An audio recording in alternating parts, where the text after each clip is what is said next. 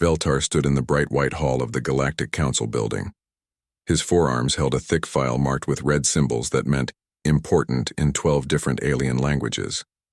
The crystalline skin on his face caught the light as he read the papers inside. This was not the kind of job he usually got. For 300 years, Veltar had watched wars across the galaxy. He had seen the Krexai fight with their thick armor that could stop plasma bolts. He had watched the Vorthan move together like one mind, never needing to speak to coordinate their attacks. He had documented the Zelthari as they bent energy, itself to their will, making weapons from pure light. But humans? Humans were new. They had only joined the Galactic Council 50 years ago. Before that, no one even knew they existed. They came from a small blue planet called Earth, far from the center of galactic civilization. Most species thought they were just another weak race that needed protection. "Observer Veltar," said Council Leader Thexmin, her voice echoing through the chamber. "You have read the assignment?" Veltar's compound eyes moved from the file to the tall gray figure sitting behind the curved desk. "Yes, Leader, but I must ask why humans? They seem ordinary." Thexmin's face showed something that might have been amusement in her species. "That is exactly why we need you to observe them. The Morketh Empire has declared war on 3 human colonies. They believe humans will be easy to defeat." The Morketh were known throughout the galaxy as brutal warriors. They had conquered dozens of worlds using superior technology and ruthless tactics. They followed strict rules of war that had worked for thousands of years. When they wanted something, they took it by force. "The human colonies are in the Outer Rim," Thexmin continued, "far from any help. The Morketh think they can destroy them quickly and claim the worlds for themselves. But we want to know if humans are worth keeping in the Council."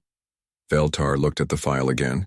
Inside were pictures of humans, strange, soft-looking creatures with only 2 arms and small eyes. They had no natural armor, no energy powers, no telepathic abilities. They looked fragile. "If humans cannot defend themselves," Thexmin said, "we will move them to protected space where they will be safe. If they can fight, we will let them stay in their colonies. Your job is to watch and report what you see." 2 days later, Veltar found himself on a transport ship heading to the Yao human fleet. The ship was clean and efficient, like most Galactic Council vessels. Everything was white metal and blue lights. Nothing was out of place. When they reached the human fleet, Veltar was surprised. The human ships looked different from what he expected. They were not as sleek as Zelthari vessels or as heavily armored as Krexai warships. Instead, they looked practical, like tools made for a job. The transport docked with the largest human ship, called HSV Resilience. As Veltar walked through the airlock, he heard something that made him stop. Laughter. Someone was laughing loudly, and others were joining in. In 300 years of observing military forces, Veltar had never heard laughter on a warship heading into battle. A human female approached him. She was tall for her species, with black hair tied back and dark eyes that seemed to see everything. Her uniform was clean but showed signs of use. "Observer Veltar? I'm Colonel Park Minji, Marine Commander. Admiral Han is waiting to meet you." She led him through corridors that were nothing like other military ships. Humans were talking to each other, some arguing loudly about something called the best way to make coffee. Others were playing some kind of game with cards. A few were working on equipment, but they were singing while they did it. "Is this normal? Behavior for warriors preparing for battle?" Veltar asked. Colonel Park looked at him strangely. "What do you mean?" "The noise. The casual behavior. Should they not be focused on the coming fight?" "They are focused," she said. "This is how humans focus. We don't stop being people just because we're going to war." This confused Veltar. Every other species he had observed became more serious, more rigid when facing combat. Soldiers followed strict protocols and spoke only when necessary. But these humans seemed almost happy. They reached a door marked Admiral's Bridge. Inside, Veltar met Admiral Han Woo-jin, the fleet commander. He was an older human with gray hair and calm eyes. He stood up when Veltar entered and extended his hand in the human greeting gesture. "Welcome aboard the Resilience, Observer Veltar. I hope you'll find your stay informative." Veltar shook the human's hand, noting how warm and soft human skin was compared to his own crystalline surface. "Thank you, Admiral. When do you expect the enemy to arrive?" "Our scouts report Morketh ships will reach the colony worlds in 6 days. We'll intercept them at Kepler 442b tomorrow." Admiral Hahn spoke as if he was discussing the weather, not a battle that could determine the fate of 3 worlds. "Are you concerned about fighting the Morketh? They have never lost a colonial war." Admiral Hahn smiled, which Veltar had learned was a positive expression among humans. "Every streak has to end sometime. Captain Lee, show our observer to his quarters. Make sure he has access to all our tactical displays." Captain Lee Donghyuk was younger than the Admiral, with bright eyes and quick movements. As he led Veltar through the ship, he talked constantly about everything they passed. "That's the main weapons control center. We can coordinate fire from 12 ships simultaneously. Over there is the medical bay. Our doctors can work on humans and 17 other species. Oh, and this is the observation deck where you can watch the battle tomorrow." "You seem very confident," Veltar observed. "Confident? Not really. Prepared? Absolutely." Captain Lee stopped walking and looked at Veltar directly. "We know the Morketh are tough. We know they have better ships and more experience. But we have something they don't. What is that? We have each other. And we really, really don't like bullies." That evening, Veltar sat in his quarters writing his first report. He described human ships, their weapon systems, and their numbers. Everything looked normal for a species with their level of technology. If anything, they seemed slightly behind what he would expect for a civilization that had been in space for 50 years. But the humans themselves puzzled him. They did not follow any military protocol he recognized. Their officers made jokes. Their soldiers asked questions instead of simply following orders. During dinner in the ship's dining hall, he watched a low-ranking technician argue with a senior officer about battle tactics. Instead of being punished, the technician was asked to explain his ideas. "This is highly irregular," Veltar wrote in his report. "Human military structure appears chaotic and undisciplined. Individual soldiers show little respect for hierarchy. Command decisions are questioned openly. This behavior would result in immediate punishment in any other species' military." He paused, thinking about Captain Lee's words about not liking bullies. In all his years of observation, Veltar had never heard a warrior speak of personal feelings as a military strategy. Late that night, as the ship moved toward the battle zone, Veltar walked through the quiet corridors. Most humans were sleeping, but some were still awake. He found a group of young soldiers sitting in a common area talking quietly. "My sister lives on New Sol Colony," one was saying. "She just had a baby. I've never even met my nephew. We'll make sure you get to meet him," another soldier replied. "That's what we're here for." They were not talking about glory or honor or conquest. They were talking about families and homes and people they wanted to protect. This was another thing Veltar had never observed in other species' warriors. As he returned to his quarters, Veltar felt something he had never experienced before: uncertainty about his mission. These humans did not fit any pattern he knew. Tomorrow he would see them fight. Tomorrow he would discover if their strange behavior was strength or weakness. But already something told him that watching humans wage war was going to change everything he thought he knew about warfare itself. The alarm woke Veltar from his sleep. Red lights flashed in his quarters and a calm voice spoke through the ship's communication system. "All hands to battle stations. Enemy contact in 30 minutes. Veltar dressed quickly and made his way to the observation deck. Through the large windows he could see the human fleet arranged in what looked like a scattered formation. Ships were spread out across space in patterns that seemed random. This was not how any military force he had ever observed prepared for battle. Captain Lee appeared beside him, carrying a cup of the dark liquid humans called coffee. "Good morning, observer. Ready to see some fireworks?" "Your formation appears disorganized," Veltar said. "Why are your ships not in defensive positions? Who says we're being defensive? Captain Lee grinned and pointed toward the main display screen. Take a look at that.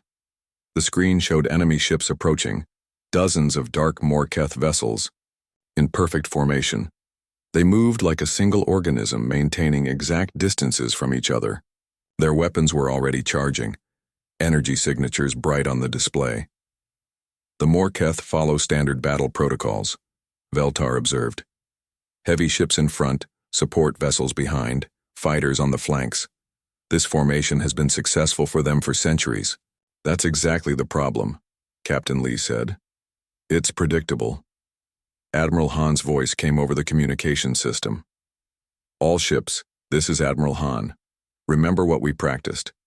Trust your instincts, watch out for each other, and show them why humans don't make good victims. Veltar expected detailed tactical instructions, unit assignments, and precise timing commands.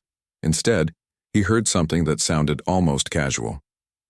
The human ships began to move, and Veltar watched in confusion as they seemed to scatter even more. What are they doing? He asked. Exactly what they're supposed to do, Captain Lee replied. The Morketh fleet approached the human position with confidence. Their formation was textbook perfect, their timing precise.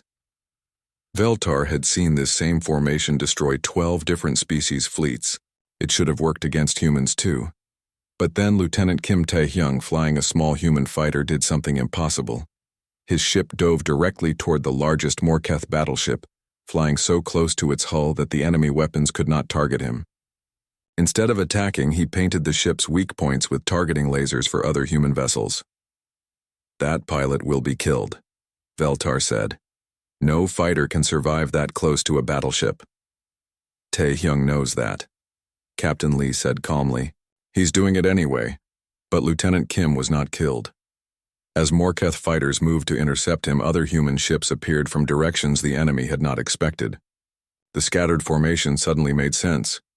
Human ships had positioned themselves to support each other from multiple angles. The battle that followed broke every rule of space combat that Veltar knew. Human ships moved independently, each captain, making decisions without waiting for orders. When Commander Yoon Seokjin saw an opportunity to attack enemy supply ships, he took 3 vessels and struck immediately.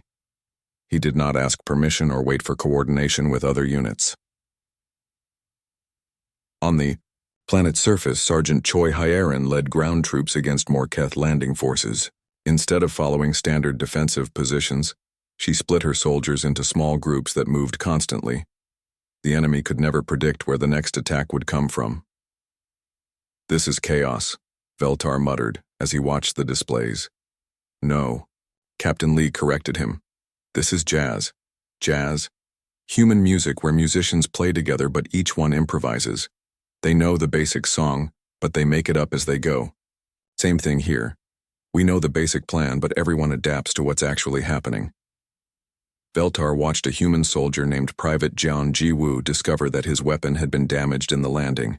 Instead of requesting a replacement, he picked up a Morketh energy rifle from a fallen enemy and figured out how to use it in less than 2 minutes. Then he modified it with parts from his own equipment to make it more effective. How did he know how to do that? Veltar asked. He didn't, Captain Lee admitted. He figured it out. Humans are good at figuring things out. The Morketh commanders were becoming frustrated. Their battle computers could not predict human movements because humans were not following logical patterns. When Morketh ships moved to attack what appeared to be a weak point in human lines, they found it was a trap. When they tried to retreat to regroup, human ships appeared behind them. But what disturbed Veltar most was not the tactical chaos. It was the way humans fought as individuals while somehow working together perfectly. During the ground battle, he watched Sergeant Choi's soldiers encounter a group of wounded Morketh troops. According to every military doctrine Veltar knew, enemies should be eliminated or captured. Instead, the human medic, a young man named Song Minho, began treating the wounded aliens. Why are you helping them? Veltar asked through the communication link. Because they're hurt, Song Minho replied, as if this was the most obvious thing in the world. They are your enemies. Right now, they're patients, I'll worry about the enemy part later. This made no sense to Veltar. Helping enemies during battle was inefficient and dangerous. It served no tactical purpose. But he noticed something strange. Other Morketh soldiers saw their wounded comrades being treated gently by humans. Some of them hesitated before firing. A few even surrendered rather than continue fighting. In space, the battle was turning in humanity's favor, but not through superior firepower or better ships. The humans were winning because they could not be predicted. Every time the Morketh tried to use their standard tactics, humans responded in ways that the enemy battle computers had never been programmed to handle.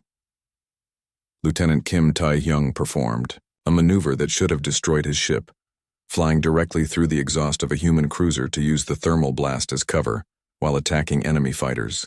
It worked perfectly, even though no sane pilot would have attempted it. Commander Yoon convinced a group of Morketh ships to chase him into an asteroid field, where waiting human vessels had set up ambush positions. But the ambush sites were not in tactically sound locations. They were in places where humans could escape if things went wrong, showing they planned for failure as much as success. "How do you coordinate all of this without central command?" Veltar asked Admiral Han, during a brief moment when the Admiral visited the observation deck. "We don't coordinate it," Admiral Han replied. "We trust each other to make good decisions. Every human out there knows the mission: protect the colonies. How they do that is up to them. But what if they make wrong decisions? Then they learn from their mistakes and do better. That's what humans do." As the battle continued, Veltar saw humans make many mistakes. Ships got separated from their groups. Soldiers found themselves in bad positions. Equipment failed at crucial moments, but instead of panicking or waiting for orders, they adapted. They helped each other. They found solutions that no tactical manual had ever described. Private John, now using his modified alien weapon, discovered that Morketh communications used a frequency that interfered with their own targeting systems. He figured out how to broadcast on that frequency, causing enemy weapons to lose accuracy. Within minutes, every human unit was using this technique. "How did this information spread so quickly?" Veltar asked. Jiwoo told his squad leader. His squad leader told his company commander. The company commander told everyone else. "Captain," Lee explained. "Good ideas travel fast among humans." The battle ended when the Morketh commander made a crucial error. Seeing what appeared to be a retreating human fleet, he ordered his ships to pursue. But the retreat was another improvisation. Humans had noticed that Morketh ships became overconfident when they thought they were winning. The pursuing enemy ships found themselves surrounded by human vessels that had been waiting in hiding. Faced with certain destruction, the Morketh commander chose to surrender rather than sacrifice his remaining forces. After the battle, Veltar sat in his quarters trying to write his report. Everything he had witnessed contradicted his training and experience. Humans had won a decisive victory against a superior enemy force, but they had done it through methods that should not have worked.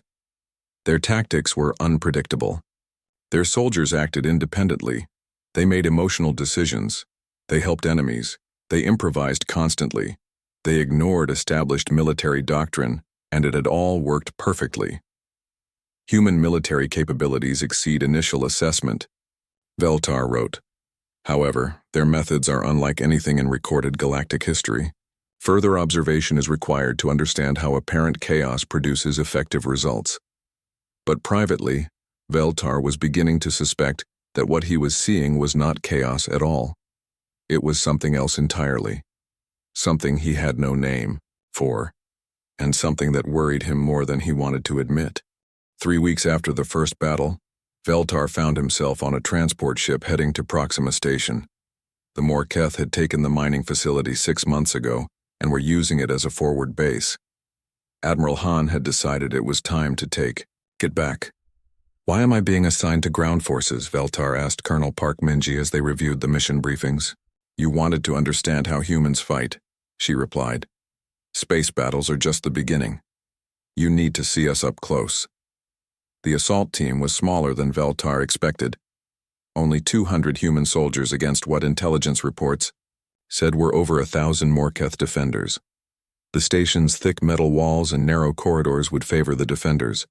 Standard military doctrine said the attackers needed at least 3-to-1 numerical advantage for such an assault. "Are you not concerned about being outnumbered?" Veltar asked Captain Song Minho, the unit's medic. "Numbers aren't everything," Song replied, checking his medical supplies. "Besides, we have something the Morketh don't understand." "What is that?" "We actually care about each other." Veltar did not understand what Captain Song meant until the assault began. The human soldiers approached Proxima Station using small ships that could barely be detected by enemy sensors. Instead of one coordinated attack, they launched from 12 different directions simultaneously. Each group had only 15 to 20 soldiers, but they moved with purpose that impressed Veltar. Private First Class Jian Jiwu, whom Veltar remembered from the first battle, led one of the entry teams. His group had been assigned to breach the station's secondary docking bay, a heavily defended position that most commanders would have considered a suicide mission. "Are you afraid?" Veltar asked Jiwu as their ship approached the station. "Terrified," Jiwu admitted cheerfully. "But that's normal. Fear keeps you alive if you don't let it control you." The young soldier seemed too relaxed for someone heading into almost certain death. He was cleaning his weapon, but he was also humming a tune that Veltar recognized, the same song he had heard other humans singing on the ship. "Why do you sing?" Veltar asked. "It helps us remember we're still human," Jiwu replied. "No matter how bad things get, we're still us." The assault began at dawn, station time. Veltar watched from a command post as human teams breached the station at multiple points. The Morketh defenders responded exactly as their training dictated. They moved to contain each breach point with overwhelming force. But the humans had expected this.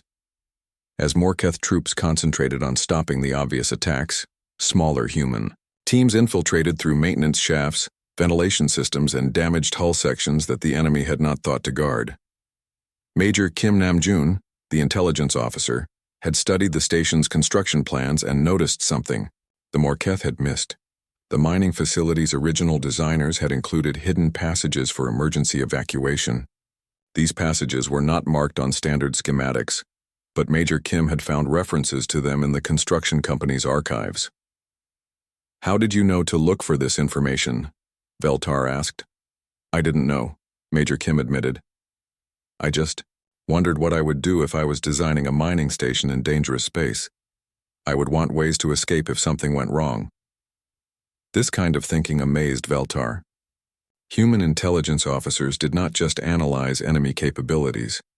They tried to understand the minds of people they had never met, including the original designers of buildings constructed decades earlier.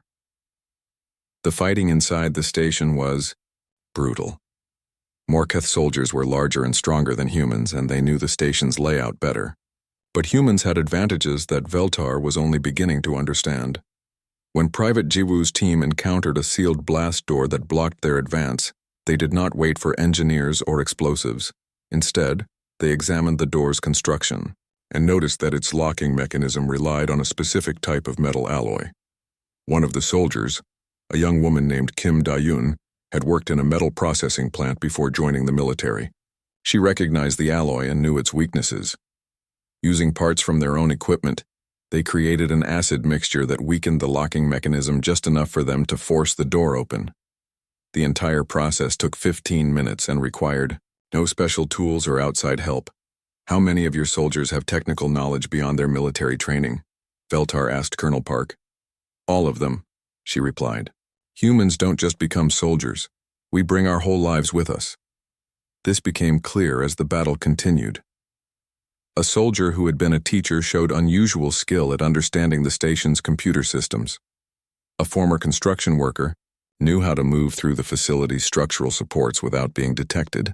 A musician had perfect hearing that allowed her to track enemy movements through the station's walls. But what disturbed Veltar most was not human technical skill. It was their moral behavior under extreme stress.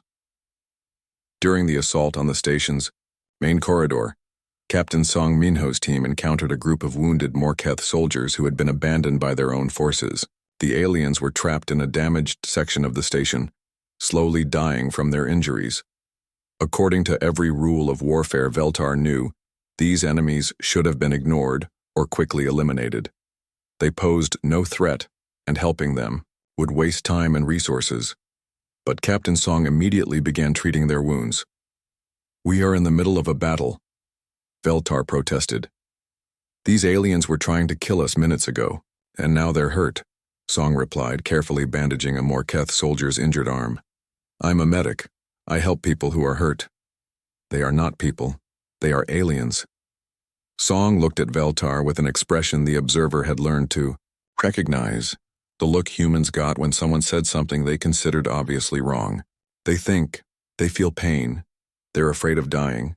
That makes them people," Song said. "Species doesn't matter."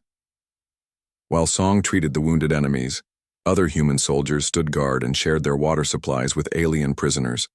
Veltar watched a young soldier named Lee Chae-young comfort a Morketh warrior who was crying. Apparently, the alien's fear response involved the same physical reaction as human sadness. "This behavior serves no tactical purpose," Veltar observed. "No," agreed Sergeant Choi Hyeran, who commanded this section of the assault. "But it serves a human purpose." "What is that?" "It reminds us who we are. We're not fighting because we like killing. We're fighting because sometimes you have to fight to protect what's important, but we don't have to stop being decent people while we do it." The battle for Proxima Station lasted 18 hours. By the end, human forces had captured every critical section of the facility and forced the remaining Morketh defenders to surrender. The casualties were lighter than anyone had expected, on both sides. Veltar spent the following days interviewing human soldiers and trying to understand what he had observed. The tactical innovations were impressive enough, but the psychological aspects of human warfare puzzled him completely. Commander Park Jin-young, who had coordinated the information warfare aspects of the assault, explained how humans had convinced many Morketh soldiers to surrender rather than fight to the death. "We broadcast messages to them during the battle," Park explained. "Not threats or demands, just information about how we treat prisoners. We showed them recordings of the Morketh soldiers from the first battle, well-fed, receiving medical care, being allowed to communicate with their families. This convinced them to surrender? Some of them. Morketh culture teaches that enemies will torture and kill prisoners. When they saw that humans don't do that, some decided it was better to live than to die for nothing." Veltar had never heard of warriors trying to convince enemies to stop fighting by demonstrating kindness. Every other species he had observed used fear, superior firepower, or tactical pressure to force surrender. Dr. Shin Ryujin, the unit's combat psychologist, had studied Morketh psychology before the battle.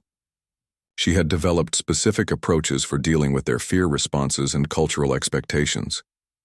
"Most species think psychological warfare means terrorizing the enemy," she explained. "But humans understand that there are many different kinds of psychology. Sometimes the most effective approach is to show enemies that their assumptions about you are wrong." As Veltar compiled his observations, he realized that humans fought wars on multiple levels simultaneously. They attacked enemy positions while also attacking enemy beliefs. They used weapons and tactics while also using ideas and emotions. They planned for victory while also planning for the aftermath of victory. But most disturbing of all was the growing realization that humans were not just unusual warriors. They were dangerously effective ones. Their combination of technical innovation, tactical flexibility, and moral complexity made them unlike any military force in galactic history. Late one evening, as human engineers worked to repair the captured station, Veltar found Private Jiwoo helping to restore the facility's life support systems. "Why are you repairing equipment for a station you just captured?" Veltar asked. "Because people are going to live here," Jiwoo replied. "Human miners will work here, and they'll need clean air and fresh water. Plus, some of the Morketh prisoners are staying to help with repairs. They know the systems better than we do. You trust former enemies to help repair the war changed after Proxima Station fell. The Morketh Empire, frustrated by their failures against human forces, began using tactics that violated every galactic warfare treaty. They targeted civilian populations, deployed chemical weapons, and executed prisoners. Their message was clear. If they could not defeat humans in honorable combat, they would make the cost of resistance too high to bear. Veltar watched the human response with growing horror, not because of what they did, but because of how efficiently they did it. Admiral Han Wujin received the reports of Morketh atrocities during a command meeting that Veltar was permitted to observe. The Admiral's face remained calm as he listened to descriptions of poisoned water supplies on New Busan colony and the execution of human medical personnel who had been treating wounded civilians. Recommendations? Admiral Han asked his staff. Fleet. Commander Lim Chaeyoung, a woman with sharp eyes and graying hair, spoke first. We have 3 options. We can file protests with the Galactic Council, we can match their tactics, or we can end this war quickly enough that they don't have time for more atrocities. The Council won't act, said Colonel Park Minji. They never intervene in active conflicts. And we won't match their tactics, Admiral Han said quietly. That would make us like them, which leaves option 3. Sir, Commander Park Jin-young leaned forward. Ending the war quickly will require us to take enormous risks. We'll have to attack their core systems directly, with minimal forces and no backup. Admiral Han nodded. Then that's what we'll do. Brief your departments. We launch in 72 hours. Veltar had expected anger, demands for revenge, or at least emotional responses to the reports of Morketh brutality. Instead, he witnessed something far more disturbing. Humans channeling their emotions into cold, calculated efficiency. The operation that followed would later be called the Vega Prime campaign, though humans simply referred to it as getting the job done. Veltar was assigned to the flagship for the assault, and he watched human military planning at its most sophisticated level. Captain Lee Dong-hyuk had been promoted to fleet captain and given command of a battle group consisting of only 8 ships. Their target was the heavily defended Morketh naval base at Vega Prime, which housed over 300 enemy vessels and was protected by orbital weapons platforms that could destroy entire fleets. This appears to be a suicide mission, Veltar observed as he studied the tactical displays. Only if we fight it like a normal battle, Captain Lee replied. But we're not going to do that. The human plan was insane by any rational military standard. Instead of attacking the base directly, they were going to allow the Morketh fleet to surround them, then use the enemy's own defensive positions against them. Major Kim Nam-joon had analyzed years of Morketh tactical doctrine and discovered a pattern. When faced with small enemy forces, Morketh commanders always attempted to surround and capture, rather than simply destroy. It was a point of pride in their warrior culture to demonstrate overwhelming superiority. So we're going to give them what they want, Major Kim explained to Veltar. We'll let them surround us. And then we'll show them why that was a mistake. The human ships approached Vega Prime in loose formation, broadcasting signals that made them appear damaged and desperate. The Morketh response was exactly what Major Kim had predicted. Their entire fleet moved to encircle the humans, positioning themselves for a magnificent victory that would be recorded in their military histories. What the Morketh did not know was that the human ships had been modified with experimental technology that had never been tested in combat. Dr. Shin Ryujin, working with human engineers, had developed a way to temporarily overload ship engines to produce massive energy bursts that could disrupt electronic systems across enormous distances. Will this work? Veltar asked as the enemy fleet closed in around them. We'll find out, Captain Lee replied cheerfully. If it doesn't, we'll try something else. The casual way humans discussed potentially fatal risks continued to disturb Veltar. They planned for failure as carefully as they planned for success, always ready to adapt when circumstances changed. When the Morketh fleet completed their encirclement, Captain Lee gave a simple command. Light them up. All 8 human ships released their energy bursts simultaneously. The result was spectacular.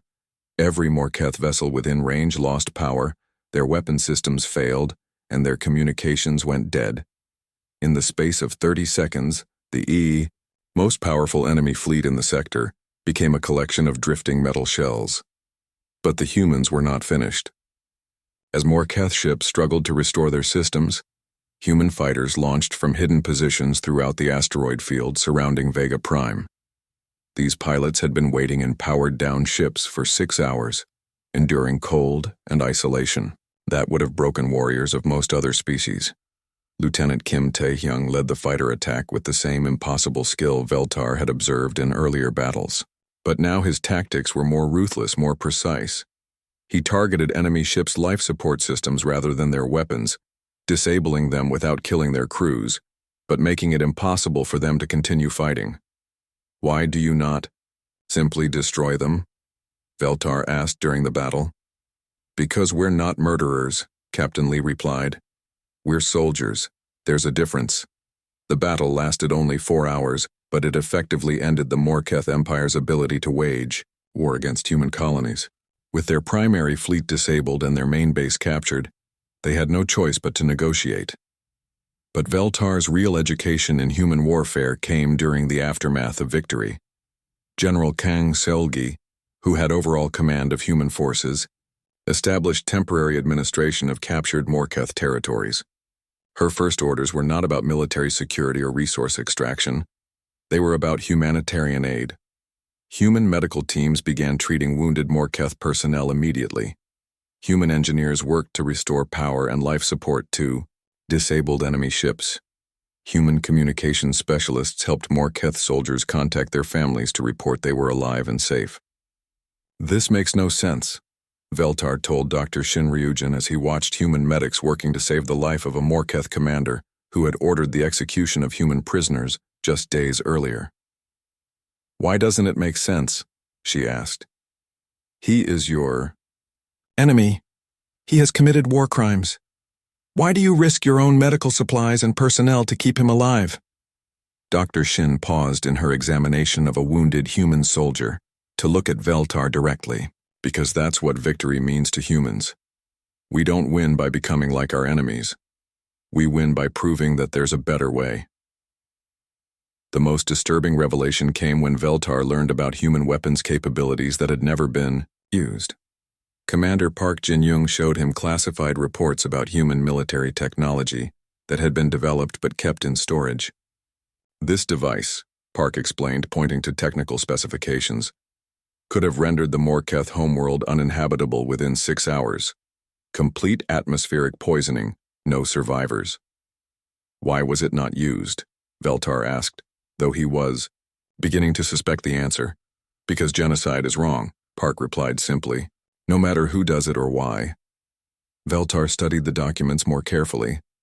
Humans had developed weapons that could have ended the war in days, biological agents that targeted specific alien physiologies, nanotech systems that could destroy entire planets, energy weapons that could sterilize star systems. None of them had been used. "Your species possesses the capability to destroy any enemy completely," Veltar observed. "Yet you choose to fight with conventional weapons that put your own forces at greater risk." "That's correct." "Why?" Commander Park was quiet for a long moment before answering. "Because the galaxy has to keep existing after the war ends. We have to live with ourselves after the fighting stops. And we have to be able to look at our children and tell them that we did the right thing." As the Morketh surrender was finalized, Veltar found himself struggling to write his reports to the Galactic Council. Everything he had observed contradicted standard assumptions about warfare, military capability, and the relationship between power and morality. Humans were not just effective warriors. They were perhaps the most dangerous military force in galactic history. But their danger came not from their weapons or their tactics, but from their ability to wage war while maintaining moral standards that other species abandoned the moment fighting began. Late one night, as human and Morketh representatives worked together to establish peace terms, Veltar sat with Private Jiwoo in the observation deck of the human flagship. "Do you understand what your species has done?" Veltar asked. "We won a war," Jiwoo replied. "Hopefully the last one we'll have to fight for a while. You have demonstrated that it is possible to be both completely victorious and completely moral. This combination should be impossible." Jiwoo looked at him with that expression humans got when someone said something they found obviously wrong. "Why should it be impossible?" Because war requires compromising moral standards. Every species accepts this. To win, you must become ruthless, brutal, willing to do anything. Maybe other species think T. The peace negotiations lasted 3 months, and Veltar was permitted to observe them all. What he saw during those meetings disturbed him more than any battle he had witnessed. The talks took place on a neutral station in the border region between human and Morketh space. The Morketh delegation arrived expecting typical post-war negotiations, territorial divisions, tribute payments, prisoner exchanges, and the usual terms that victorious species imposed on defeated ones. Instead, they found humans who wanted to discuss trade agreements, cultural exchange programs, and joint development projects. "This is unprecedented," Morketh Admiral Korthvex told his aides during a break in negotiations, unaware that Veltar was recording everything. In 3,000 years of warfare, no species has ever offered partnership to those they defeated. General Kang Solgi led the human negotiation team with the same quiet efficiency she had shown during the war. But now, instead of planning battles, she was planning peace. "The war is over," she explained to the Morketh delegates. "Now we have to decide what comes next. We can spend the next century watching each other suspiciously, or we can work together to make sure this kind of conflict never happens again." Minister Bai Ju-hyun, who had arrived to handle diplomatic aspects of the negotiations, presented proposals that shocked both the Morketh and Veltar. Instead of demanding tribute or territory, humans offered to help rebuild damaged Morketh worlds. Instead of restricting enemy military capabilities, they proposed joint training exercises. Instead of cultural domination, they suggested student exchange programs. "Why do you offer these things?" Admiral Korthvex asked during one session. "You have won. You could demand anything." "We could," Minister Bay agreed. "But what would be the point? If we take your worlds, we have to govern them. If we destroy your military, we have to defend you. If we suppress your culture, we lose the chance to learn from you. None of that makes us stronger." Veltar began to understand something that terrified him. Humans did not wage war to defeat enemies. They waged war to convert enemies into partners.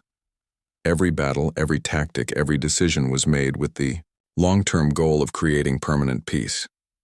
Colonel An Yujin, a military engineer, presented plans for rebuilding Morketh industrial facilities using human technology. The designs were not just functional, they were improvements over what had existed before the war. "Your people will benefit from these upgrades," she explained to confused Morketh representatives. "Better working conditions, higher productivity, reduced environmental impact. Everyone wins." Dr. Moon Bulia, a xenobiologist, had studied the ecological damage caused by the war and developed restoration programs for affected planets. Her team had worked with Morketh scientists during the final stages of fighting, learning about alien ecosystems that humans had never encountered before. "War always causes environmental damage," she explained to Veltar during one of their conversations. "But that damage can be repaired if you understand the systems involved. The Morketh know their own worlds better than we ever could. Working with them, we can restore what was lost." "But why should humans care about Morketh worlds?" Veltar asked. "You do not live there." "We live in the same galaxy," Dr. Moon replied. "Environmental damage doesn't respect political boundaries. What affects their worlds eventually affects ours." The negotiations revealed layers of human planning that went far beyond military strategy. Commander Park Jin-young had spent months studying Morketh psychology, economics, and social structures, developing approaches that would appeal to former enemies. "Most species try to impose their own systems on defeated enemies," Park explained. "That never works. It creates resentment and rebellion. Better to find ways for their existing systems to work alongside ours." But the most disturbing aspect of human post-war planning was its scope. Veltar discovered that humans had been developing reconstruction plans from the very beginning of the conflict, not just for their own damaged colonies, but for Morketh worlds they had never even attacked. "You plan to help rebuild enemy territory before you had even won the war?" Veltar asked General Kang during a private meeting. "Of course," she replied. "Wars end eventually. When they do, you want the peace to last. That means everyone involved has to benefit from the peace more than they would from renewed fighting. Veltar studied human intelligence files and found something that made his crystalline skin actually change color with shock. Humans had detailed psychological profiles of every major Morketh leader, not for the purpose of defeating them, but for understanding how to work with them after victory. They knew Admiral Korthvex was frustrated by corruption in his own government and wanted military reforms. They knew Minister Yakthan cared deeply about environmental protection, but lacked resources to implement his policies. They knew General Morduk had lost family members in previous wars and desperately wanted lasting peace. This is manipulation on a galactic scale, Veltar told Dr. Shinryujin. No, she corrected. This is empathy on a galactic scale. We're not manipulating anyone. We're finding ways to give everyone what they actually want. What do you mean? Morketh didn't start this war because they enjoyed fighting. They attacked human colonies because their economy was collapsing and they needed resources. We can solve their resource problems through trade and cooperation. That gives them what they need without anyone having to die for it. As the negotiations progressed, Veltar watched human representatives address every major concern the Morketh delegation raised. Food shortages. Humans offered agricultural technology and trade agreements. Energy shortages.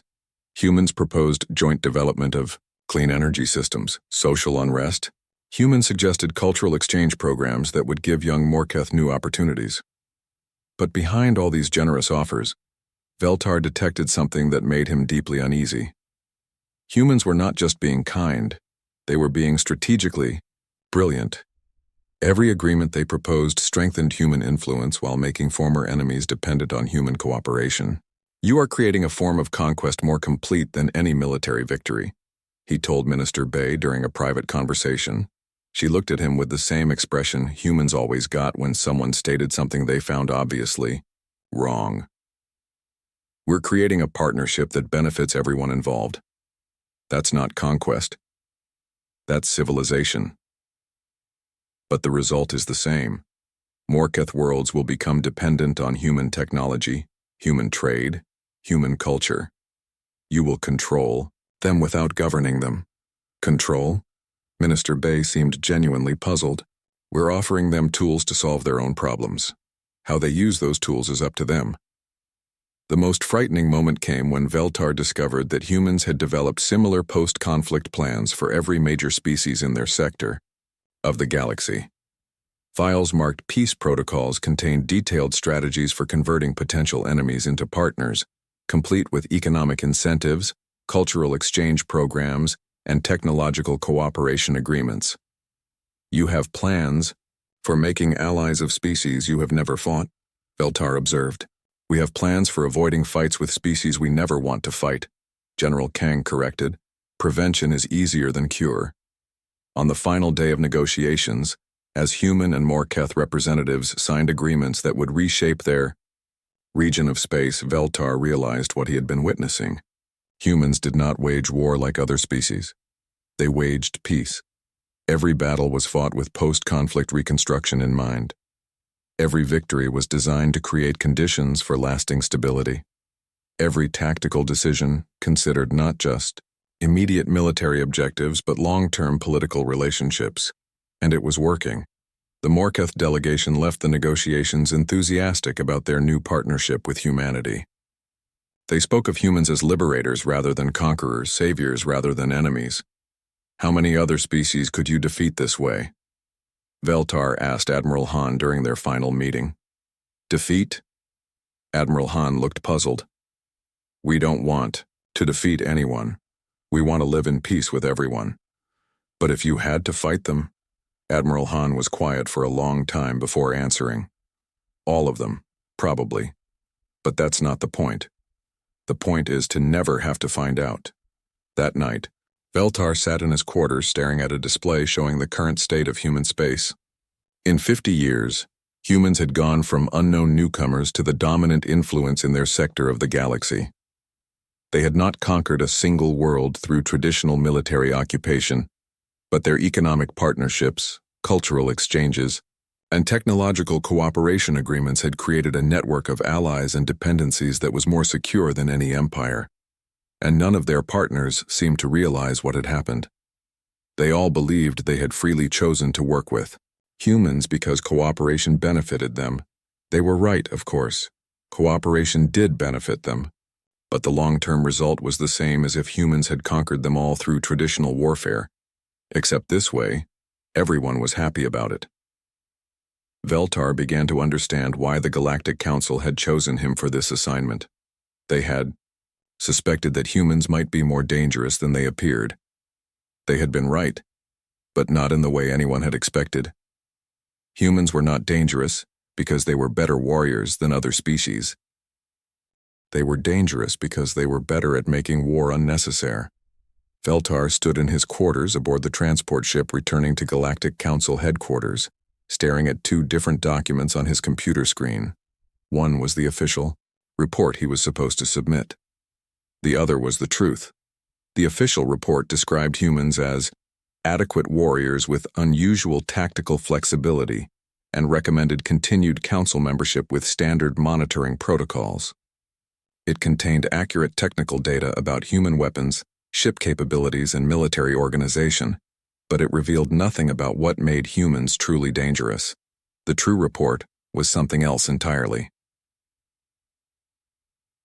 Subject species: humans, Homo sapiens. The real document began. Classification: extreme threat to galactic balance of power. Recommendation: immediate council intervention required. But even as he read his own words, Veltar knew he could never submit this version. The truth about humanity was too dangerous, not because humans were evil, but because they were too good at what they did.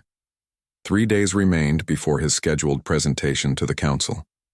3 days to decide whether to protect a species that had shown him more about the nature of war and peace than 3 centuries of previous observation.